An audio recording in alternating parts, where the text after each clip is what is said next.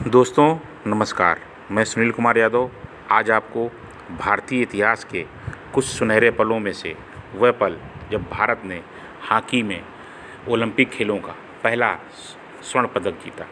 आइए चलते हैं उन यादों, उन झरोखों, उन अतीत के पन्नों में। दोस्तों 1926 में भारत ने न्यूजीलैंड का पहला दौरा किया और इस दौरे में अपनी शानदार छाप छोड़ी और भारतीय खेल को पूरी दुनिया में दिखाया। ध्यानचंद जी ने इस दौरे में आधे से अधिक गोल किए और अपनी एक छाप अलग से छोड़ दी। जैसा कि आप जानते हैं कि 1928 एम्स्टर्डम में ओलंपिक खेल होने थे और भारतीय हॉकी टीम को भेजने के लिए हॉकी जो प्रशासन था, हॉकी बोर्ड था, वो भेजना नहीं चाहता था, लेकिन दबाव में आकर भारतीय टीम को भेजा गया। धन का अभाव बताया गया।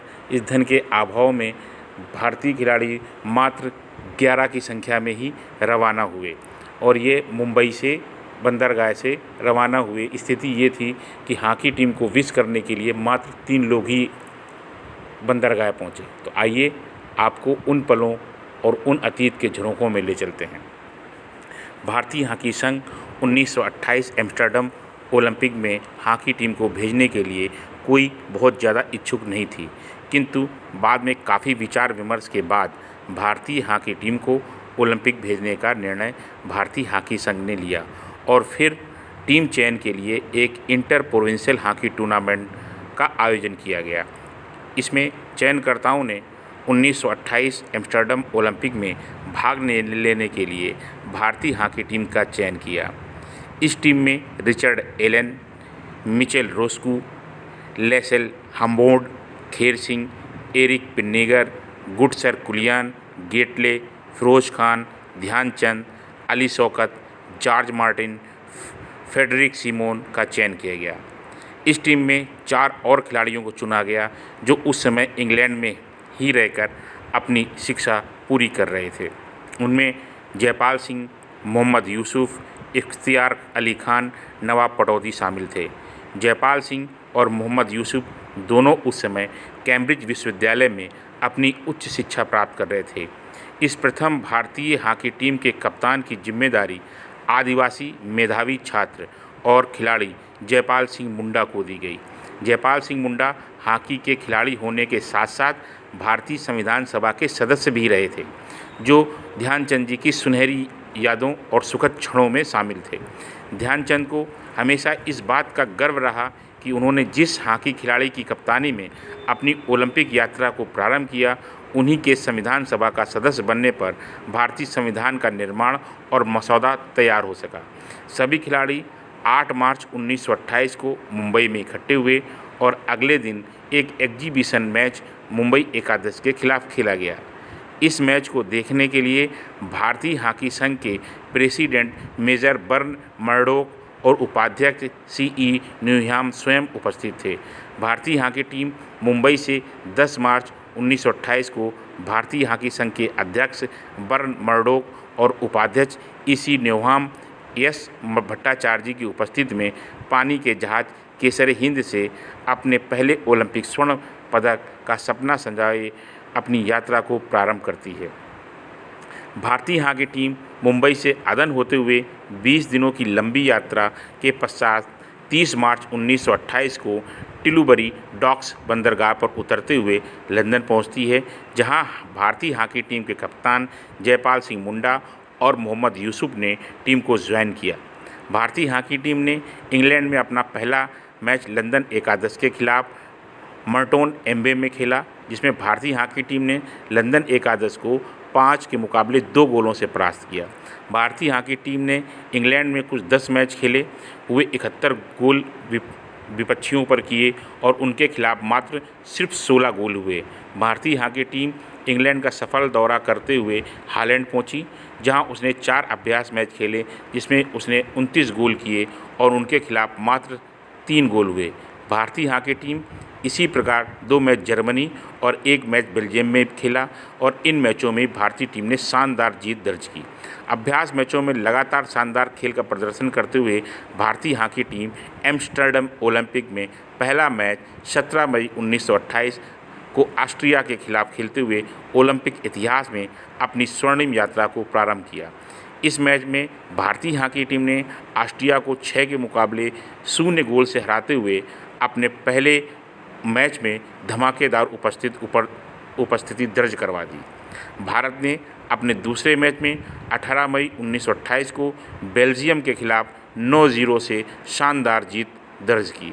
भारत ने तीसरा मुकाबला 20 मई 1928 को डेनमार्क के खिलाफ खेला, जिसमें डेनमार्क को उसने 5-0 से परास्त किया।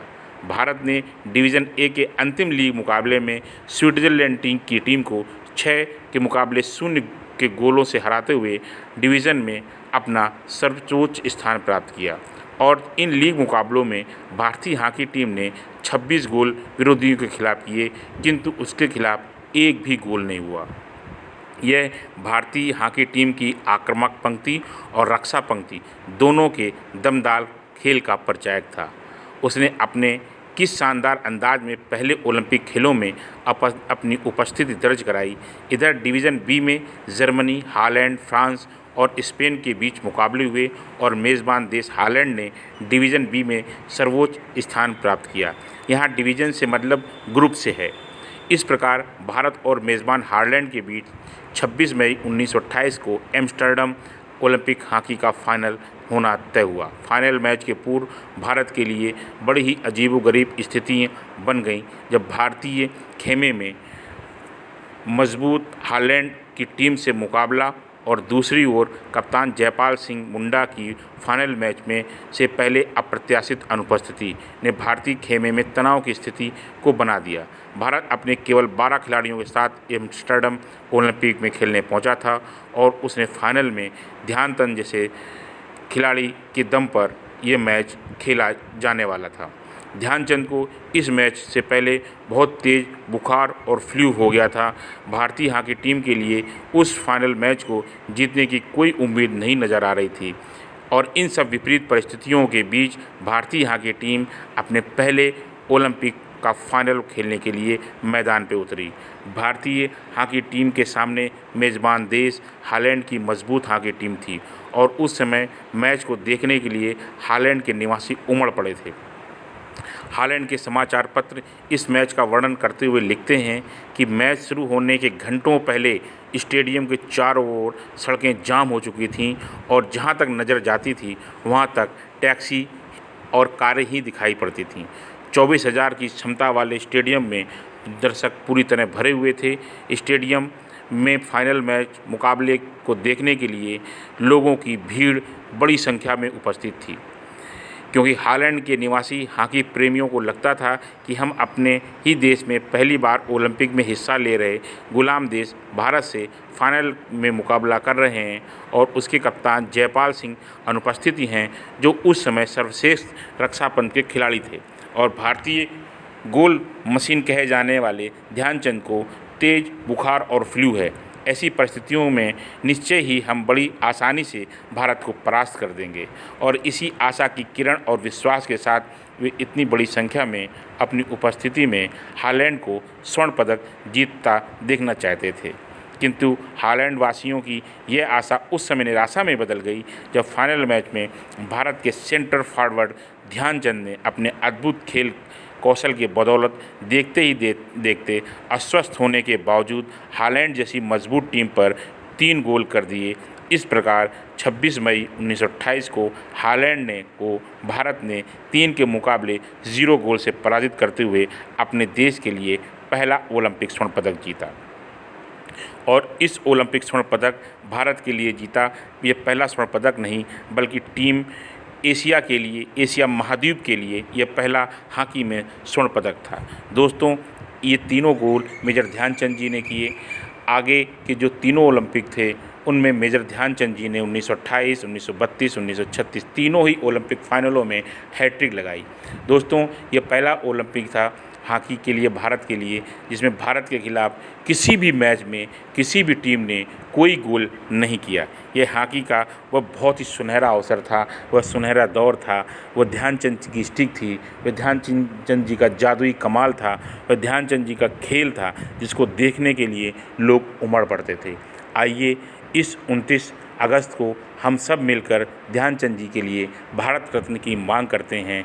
जय हिंद, वंदे मातरम।